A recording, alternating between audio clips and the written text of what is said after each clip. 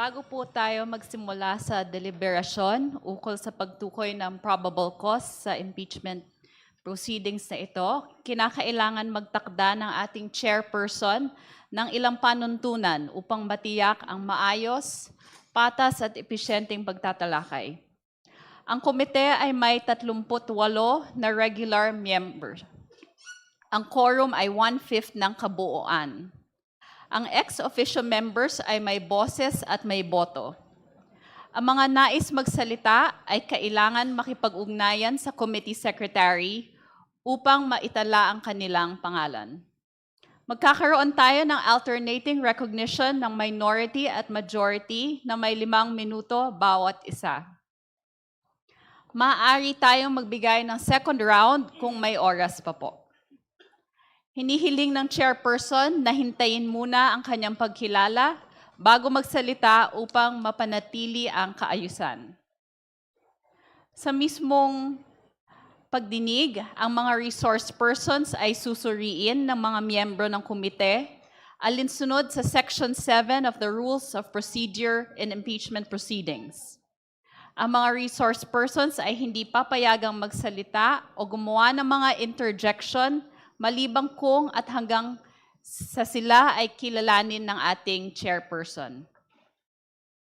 Tanging ang mga miyembro ng komite lamang ang may karapatang suriin o i-cross-examine ang mga resource persons.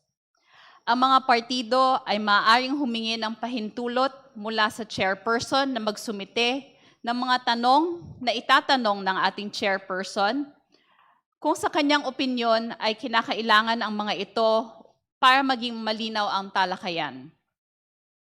Ang pakikilahok ng mga abogado ng mga partido o resource persons ay limitado sa pagpapayo sa kanilang mga kliyente tungkol sa kanilang mga karapatan sa ilalim ng konstitusyon. Dapat silang sumunod sa wastong kagandahang asal at hindi sila papayagang magsalita o gumawa ng mga interjection malibang kung at hanggang sa sila ay kausapin o kilalanin ng chairperson. Mga kasama, impeachment is an extraordinary constitutional process.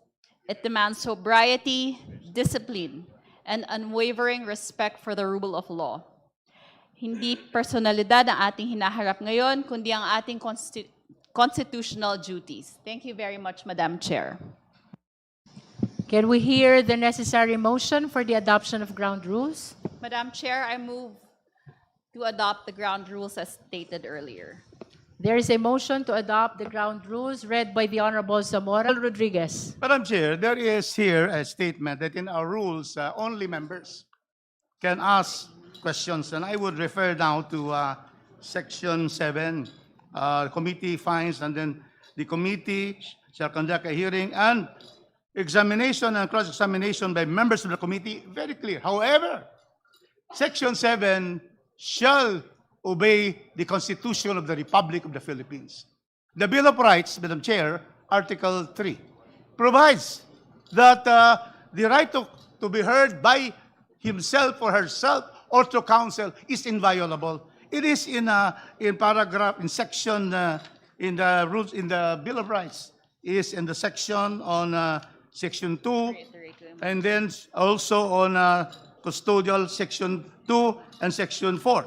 So, Mr. Chairman, I am saying that we just have to give the right, otherwise there will be no due process. If only the members Chair. can ask, we should allow. Madam Can I Chair. finish Chair, first, they Madam have Chair? the right. I have allowed my good chair to finish, so let me finish my manifestation. So therefore, Madam Chair, it is very clear that counsels should be allowed to cross-examine. Now, the issue here is that the rules provide that they submit the questions to the chairman.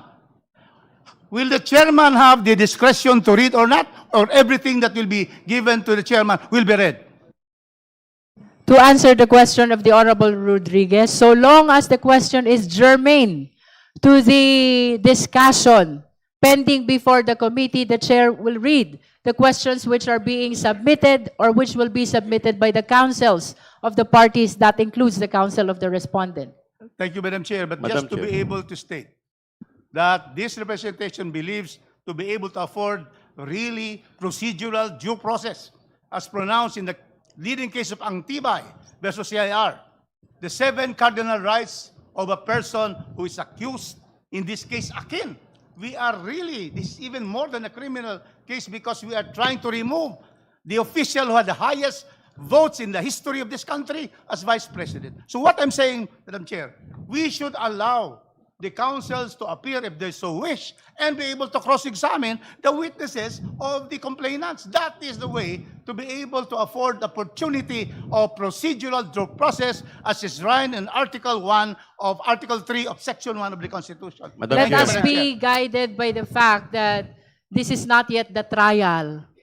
Madam Chair, may So I be what allowed? will happen before the Justice Committee is indeed merely a clarificatory hearing. Trial is different because, as has been repeatedly stated, only the Senate can conduct the trial. Madam What Chair. will happen before us is merely clarificatory hearing, and those questions are to be raised by the justice members. Of course, the lawyers of the respondent are free to attend the hearings, but with respect to their participation, I think that has been addressed in the proposed ground rules, that their questions may be submitted to the justice chairperson, who will be reading those questions to be answered by the resource persons. Madam Let Chair. us draw the line between the clarificatory hearing, between the Justice Committee and the trial, which will happen in the event that there is probable cause in the Senate only. Madam Chair. The Honorable Chua. Thank you, Madam Chair. To answer the manifestation of my professor, the Honorable Rufus Rodriguez, there is no violation of due process, Madam Chair. Why? Because the respondent was given the opportunity to answer.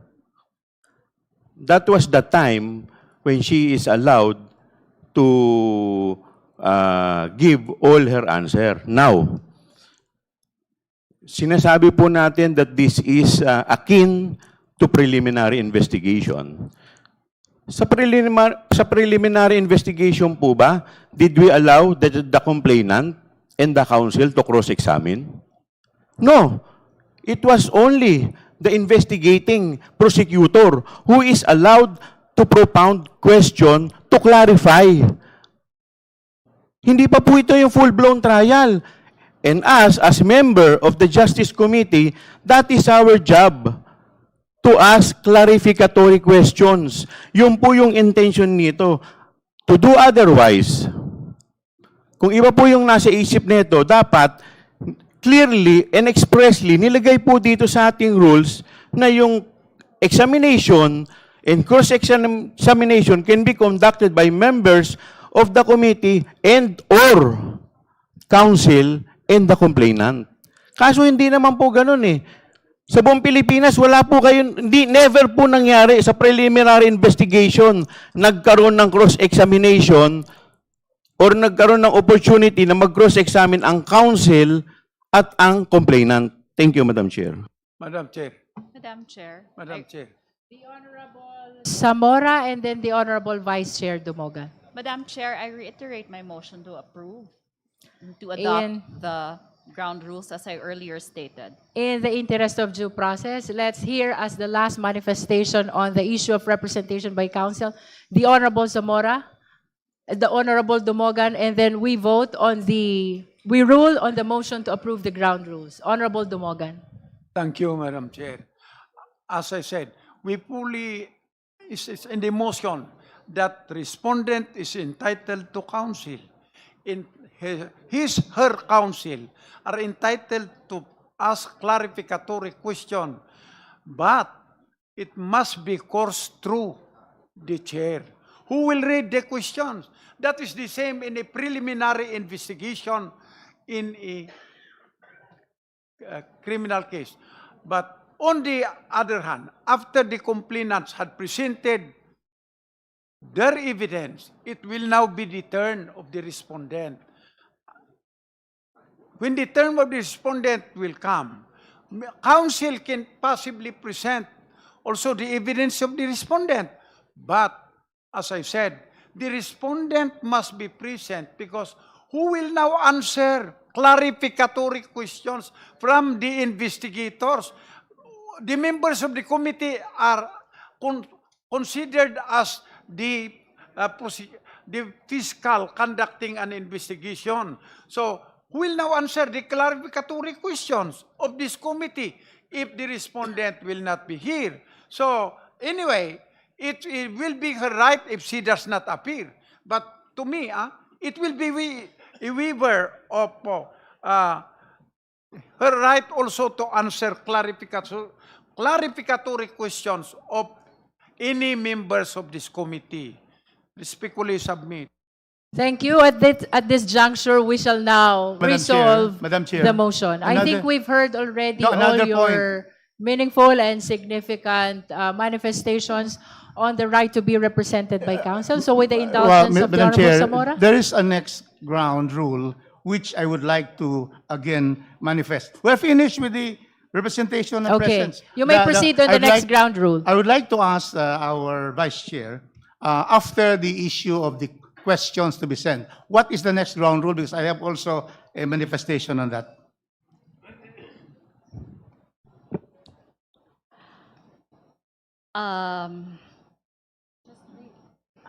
The last one is ang pakikilahok ng mga abogado ng mga partido o resource person ay limitado sa pagpapayo sa kanilang mga kliyente tungkol sa kanilang mga karapatan batay sa konstitusyon. Madam Chair, I would object to that because precisely the rules of investigations in aid of legislation, that is precisely included. But it is not included in the rules of impeachment. Plus, secondly, lawyers will be allowed, in fact, that will contradict the previous ground rule because the lawyers of respondents are allowed to send questions to the chairman. So if you are preventing them only to advise counsel on their legal rights, that is what is stated in the rules in aid of legislation, then that should fall because we have allowed already in the first ground rule that there will be questions on cross-examination to be submitted to the chair. So the counsel is not limited to giving advice on the legal rights, the right to counsel, the right to right against self-incrimination, but really to participate through the chair. So I therefore move that we remove Madam the last Chair, one. if I may comment, The Honorable please. Zamora. Madam Chair, number 8 and number 9 of the ground rules are not inconsistent with each other. Number 8 refers to the right of the parties to submit questions to the chairperson in case, and the chairperson has the right or has the discretion to propound these questions to the resource parties. person.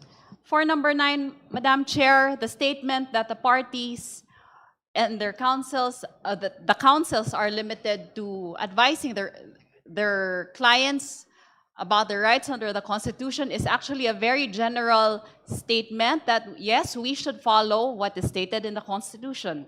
So, in fact, it says here, dapat silang sumunod sa wastong kagandahang asal at hindi sila papayagang magsalita o gumawa ng mga interjection maliban kung at hanggang sa sila ay kausapin o kilalanin ng chairperson. So this is in fact a very general statement, Madam Chair.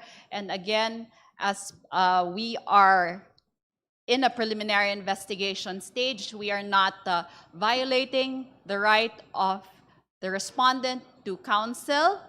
In fact, I would like to make it a point that the respondent and his counsel and her counsels are not present.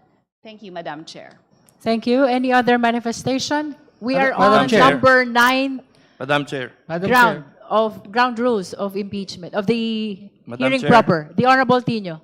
Madam Chair, this is just a request for copies, even electronic Yes. copies of the ground Yes, rules. may we under direct the committee consideration. secretary to provide the members with a copy of the ground rules?